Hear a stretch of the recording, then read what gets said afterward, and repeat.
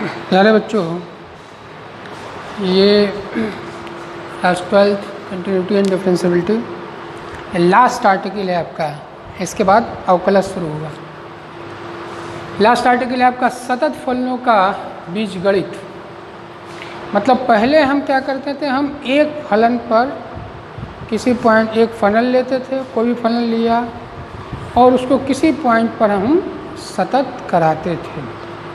अब क्या करना है कि दो फलन लेंगे, एक f और एक g। तो इसमें है कि माना f तथा g एक वास्तविक फलन है, एक वास्तविक फलन है, इमेजिनरी नहीं, एक वास्तविक रियल फंक्शन है। मतलब कॉम्प्लेक्स नंबर इसमें नहीं है। f तथा g एक रियल फंक्शन है जो कि एक वास्तविक संख्या के लिए सतत है। तब f प्लस g x बराबर c पर सतत है। f माइनस g मतलब दोनों फलन का डिफरेंस x बराबर c पर सतत है। दोनों फलनों का गुणनफल भी x बराबर c पर सतत है। और दोनों फलनों का डिवाइडेशन करेंगे तो x बराबर c पर सतत है, जहाँ GC नॉट इक्वल टू 0। कहने का मतलब ये है कि यहाँ पर हर यानी ये न्यूमरेटर डिनोमिनेटर जो है 0 नहीं होगा, तब x बराबर c पर सतत है। चलिए देखते हैं कि इसको हम प्रूफ करते हैं।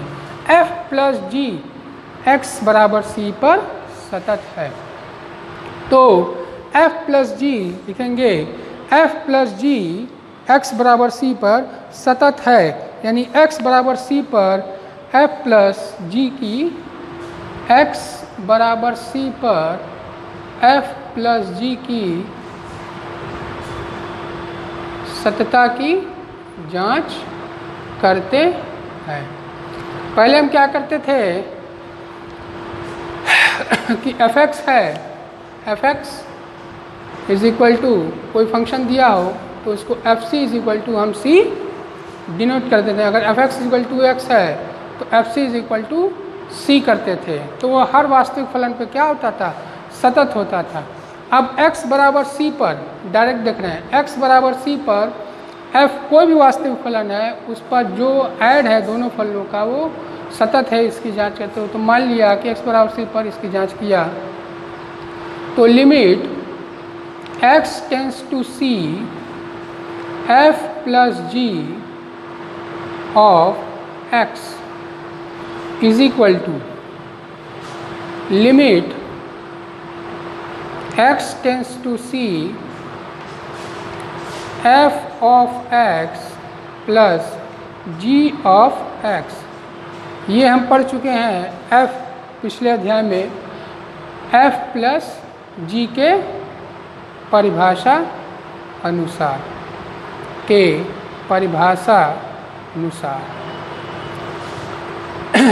ये है लिमिट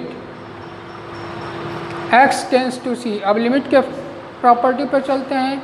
अगर दो लिमिट का जोड़ है तो उसे हर लिमिट में हम अलग कर सकते हैं, हर फंक्शन को।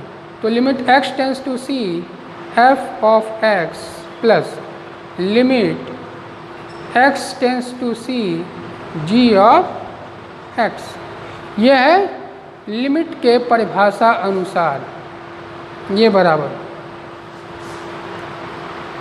तो limit x tends to c f of x क्या होगा, ये होगा f ऑफ c। x के जगह हम वैल्यू क्या रख देंगे, c, क्योंकि fx तो पता नहीं है क्या है। तो f of c plus g of c। अब क्या करेंगे, f plus g of c, ये f प्लस g के परिभाषा अनुसार,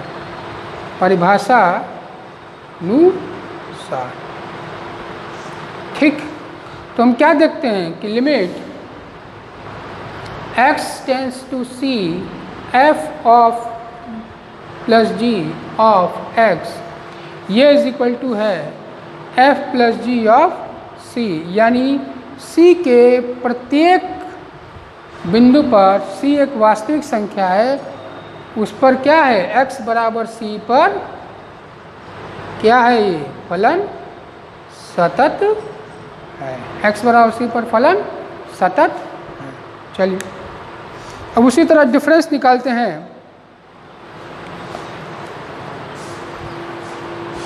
यहाँ लिखेंगे अतः f of c is equal to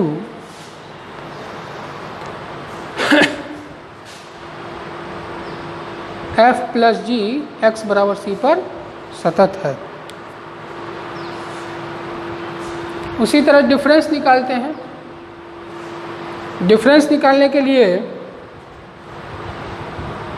वही फार्मूला अपनाना पड़ेगा f और g का, और मल्टीप्लाई के लिए भी वही फार्मूला निकालना पड़ेगा जो हम ऐड में किए हैं। अब हम देखते हैं चौथा, f ऑफ g x बराबर c पर सतत है, जहाँ पर जी सी नॉट इक्वल टू 0। तो x बराबर c पर फलन f बाई जी की जांच की सत्यता की जांच करते हैं। तो है limit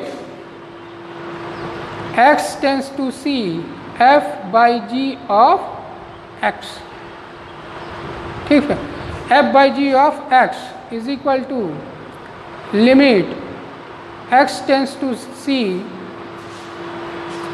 f into 1 by G of x। ये f और g के परिभाषा अनुसार ये हो जाएगा limit x tends to c f of x, और ये हो जाएगा g ऑफ x, जहाँ पर पहले बता दिया गया कि g of c not is equal to 0। तो हो जाएगा limit x tends to c limit x tends to c f of x into limit x tends to c 1 by G of x। ये लिमिट के परिभाषा के अनुसार है। ये हो जाएगा f ऑफ c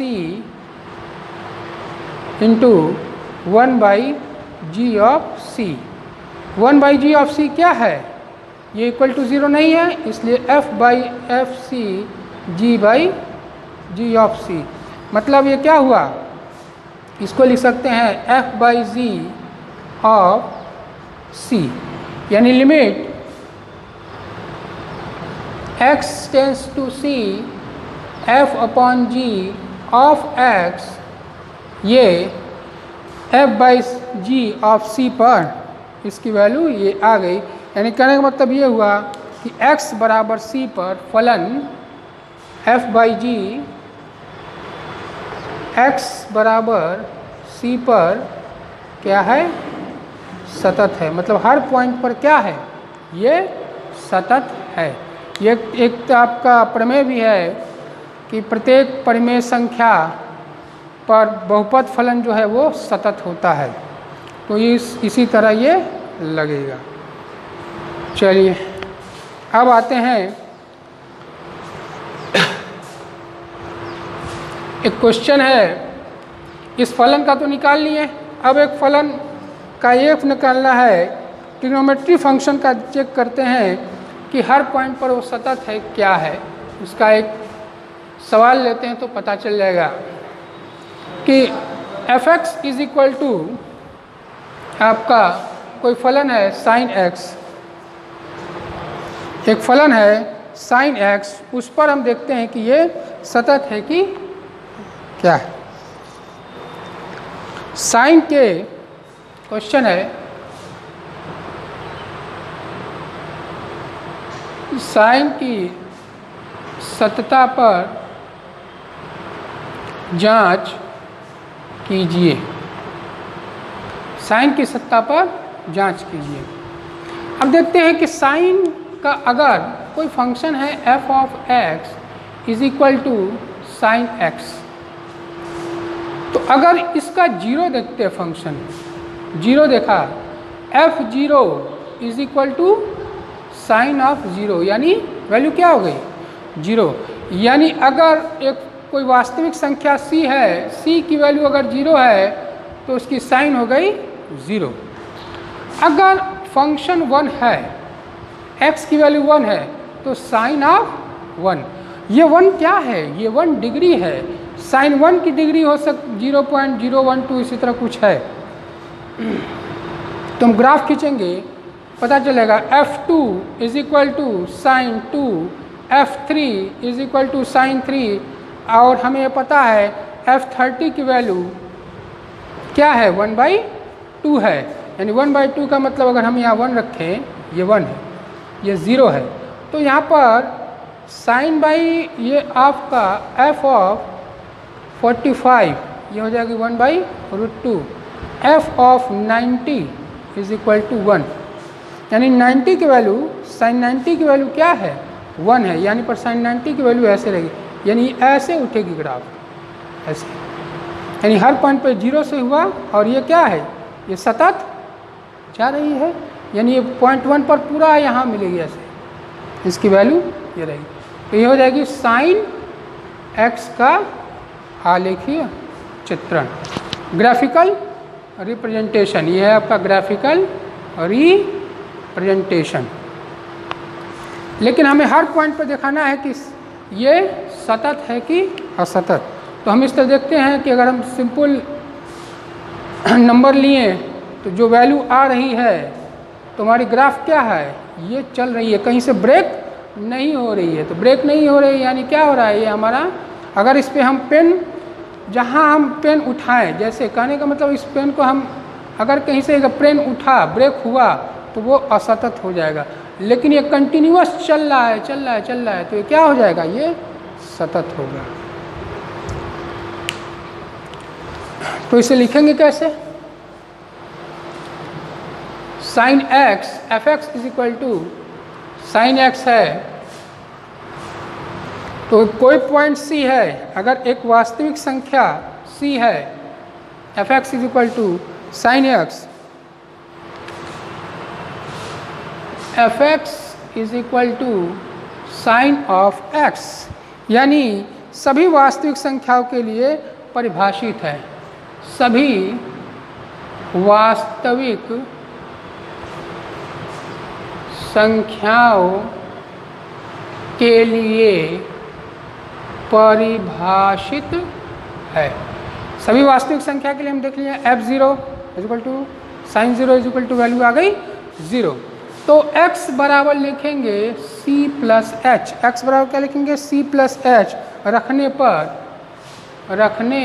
पर x टेंस टू c, और जहाँ पर क्या होगा s टेंस टू 0। ऐसा हम क्यों कर रहे हैं, क्योंकि f(x) is equal to sine of x है। साइन ऑफ x क्या है, ये आपका ट्रिग्नोमेट्री फंक्शन है, जो भी x की वैल्यू आएगी वो आपकी एंगल होगी, कोण होगी, न कि आपकी कोई नंबर होगा।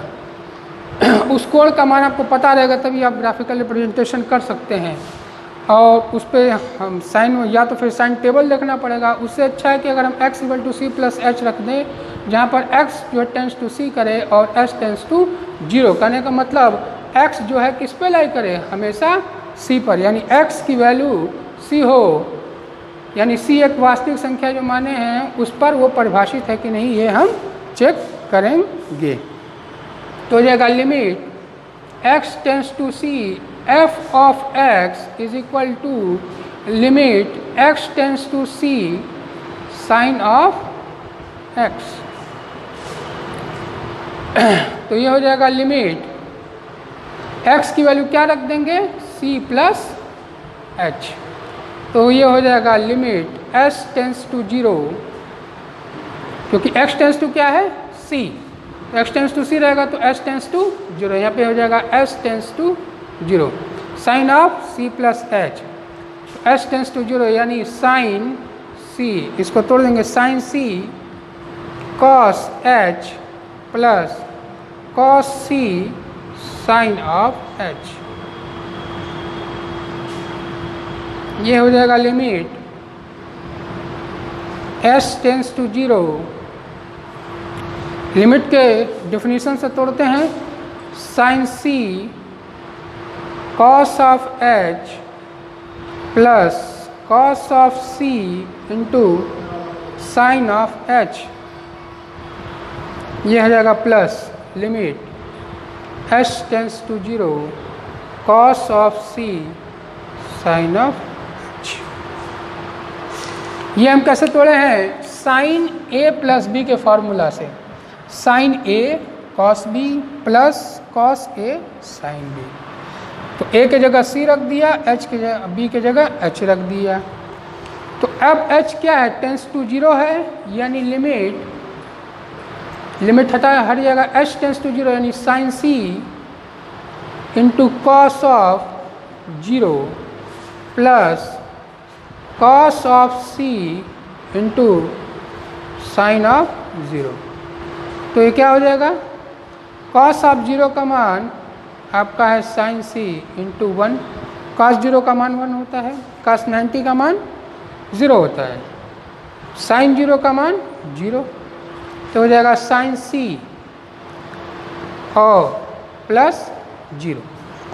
तो ये वैल्यू आ जाएगी limit x tends to c f of x is equal to sine of c। यानी अगर हम यहाँ पर परिभाषित है तो यहाँ लिख देंगे F C is equal to sine C. C की वैल्यू 0 भी हो सकती है, 1 भी हो सकती है, 2 भी, 3 भी, तो हर पॉइंट पर ये सतत है। यानी क्या हो जाएगा, ये हो जाएगा एफ सी। यानी हम देख रहे हैं कि सी पर अगर ये वैल्यू आ गई तो सी पर, सी जो वास्तविक संख्या है, सी एक वास्तविक संख्या है पर फलन साइन ऑफ x क्या है, सतत है। किस पर, प्रत्येक बिंदु पर साइन ऑफ x प्रत्येक बिंदु पर क्या है, सतत है। उसी तरह आपका tan x है, cos x है, तो tan x cos x का निकालिएगा। एक है आपका limit sine x by X, उसका भी इसी तरह फार्मूला से निकलेगा।